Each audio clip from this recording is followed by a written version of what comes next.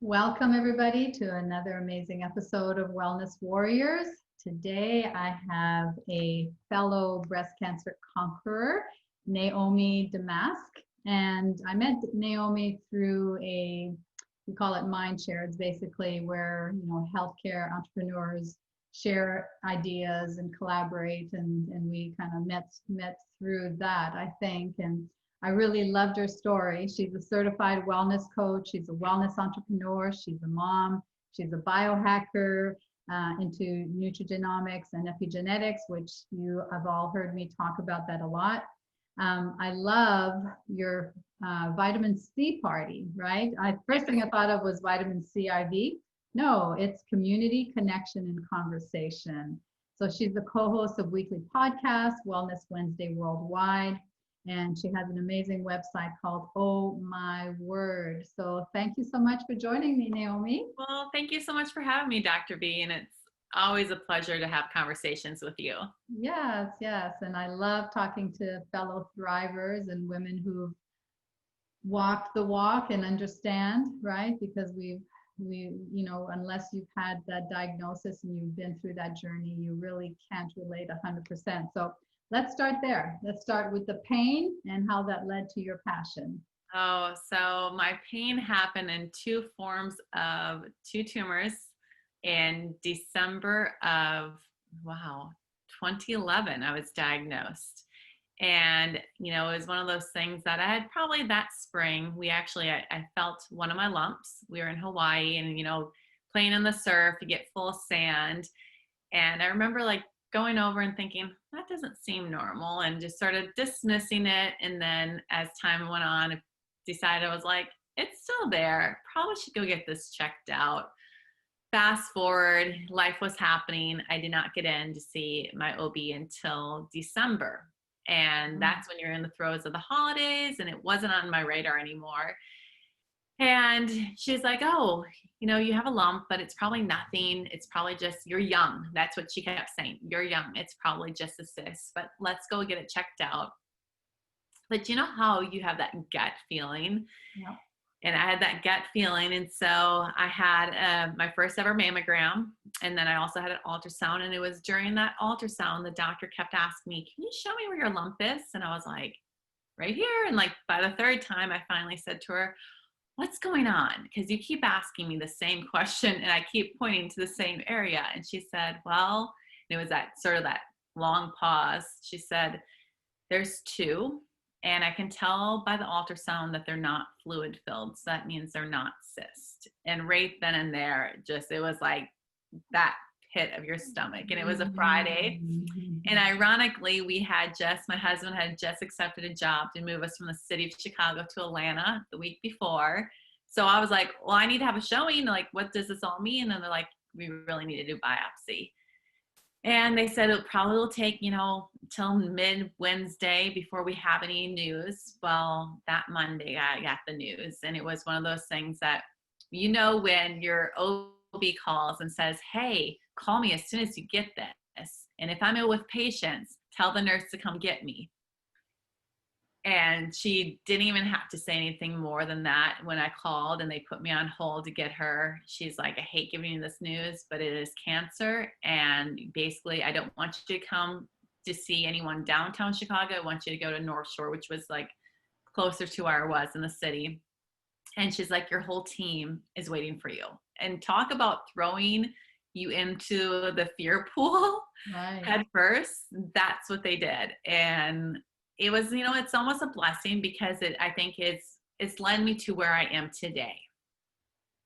So you learn to become your own advocate, I always use the expression, when you first get the diagnosis, they put you on that conveyor belt, where it's just bam, bam, bam, bam, bam.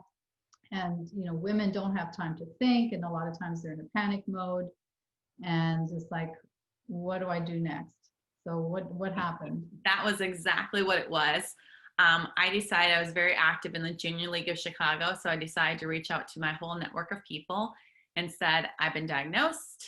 I want to talk to every single person that that has been touched by breast cancer.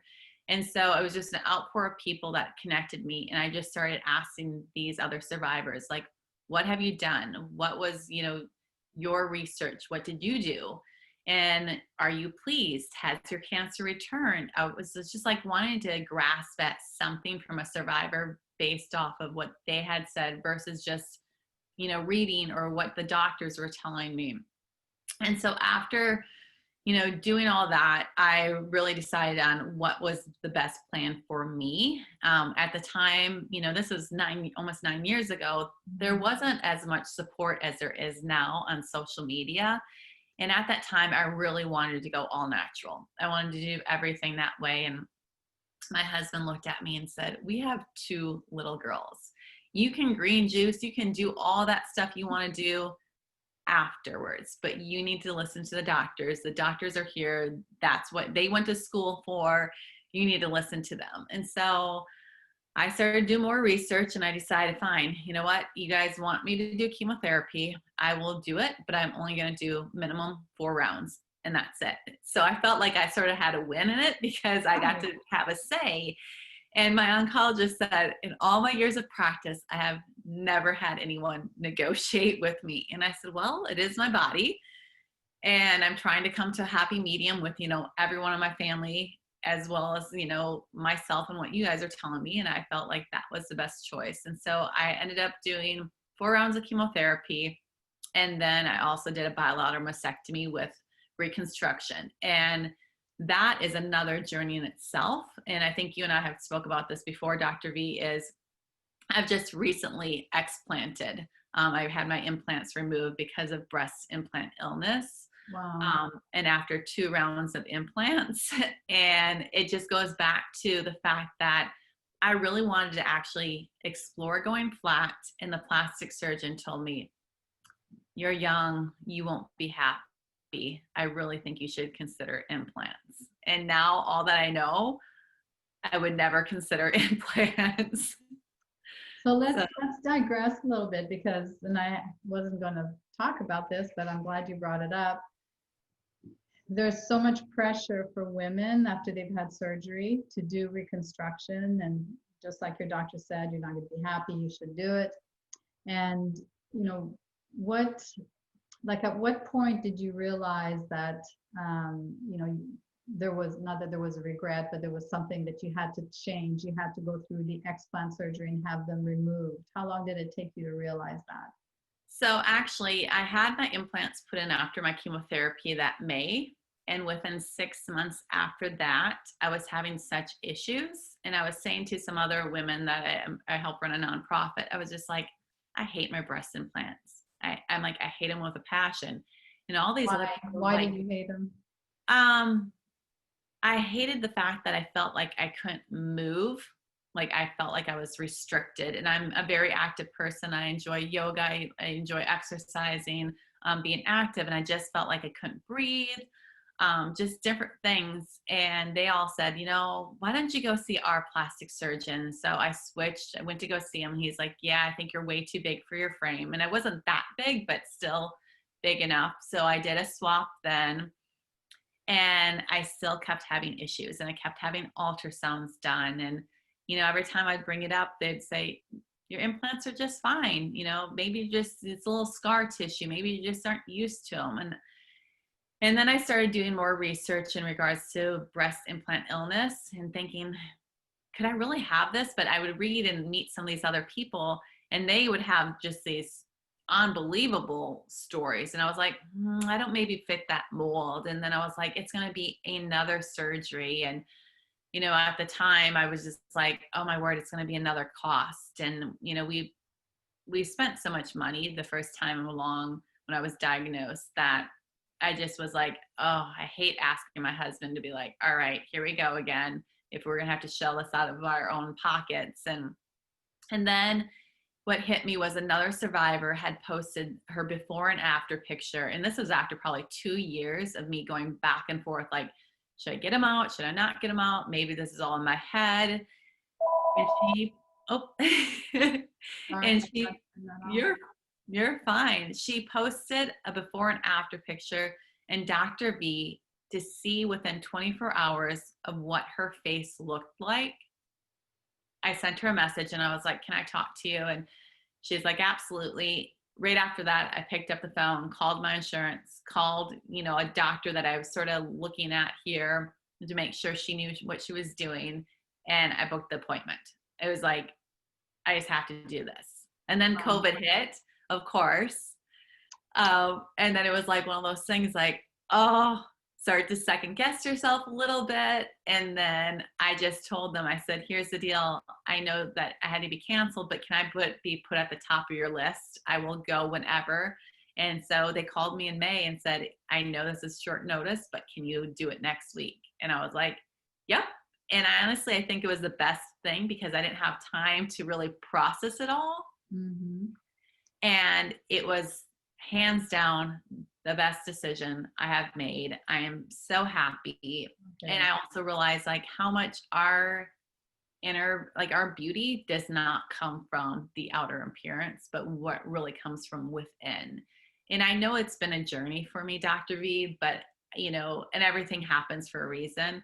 But I can say that women so much just need to look at how beautiful they are from the inside, not from the outside. And that's what I've been working on for the past 9 years is my inner beauty. So it was just one of those things that it's like, and I feel like I look better. I like putting my clothes on. Like it's not a battle. I can do yoga moves that I couldn't do before. It's amazing. Good for you. Good for you. It takes a lot of courage to do what you went through, but the fact that you feel great, you look great, after the fact, and now you have another chapter to add as far as being able to advocate and help other women. So let's talk about biohacking simplified. There's, so much information now about nutrigenomics and epigenetics and how your DNA is not your destiny, and it can be overwhelming for a lot of women that are on a healing journey. So how have you simplified it? Well, I think a lot of times people think that we have to do all these radical things when it can be just as simple as meditation. And they're seeing that how we can change our gene expressions through, our food, our actions. I'm big about going outside. My teenage daughters like roll their eyes at me all the time in regards to grounding, like getting out in nature. My routine in the morning is I go outside and I ground, and I get up with the early morning sun and work on the circadian rhythms, because I think we have now lost track about how our bodies are really supposed to work with the moon as well as the sun. And that's why we have these natural hormones within our bodies. And so if we can get in tune with those, and those are the simple biohacks that we can be doing on a daily basis, and how food is our medicine. It's either going to be the sword or the medicine that helps heal our body. And I have a McDonald's hamburger in a glass dome that has been in our kitchen and a shelf for 5 years. And there's absolutely no mold on it. The French fries look the same, the bun looks the same. And you stop to think about that. Like if that's what people are eating every single day versus like you put a piece of fruit and especially if it's organic, it will start to rot pretty fast. Mm-hmm. And that's when you stop to think about like, what are we doing with what we are putting into our body from a food consumption? But then also from what are we putting into our mind? So like the meditation is important. And I think so many times that is a scary word for people that have never meditated. So I was just teaching my mom, who is 82, about just taking mindful breaks. And I said, Mom, like she's very active. And I said, and she's going through some challenges right now. I said, I just want you to sit and breathe. And I said, and just focus on that breath, visualizing it from your tip of your toes to your head and releasing it again. And I think because we live in the society that we are always on, we always have our cell phones, and people want that instant gratification, that we're not pausing, and we're not wired to be like that. So these are just simple biohacks that we can be doing I'm big about the lymphatic system, like dry brushing, rebounding. Cold showers are super easy to do.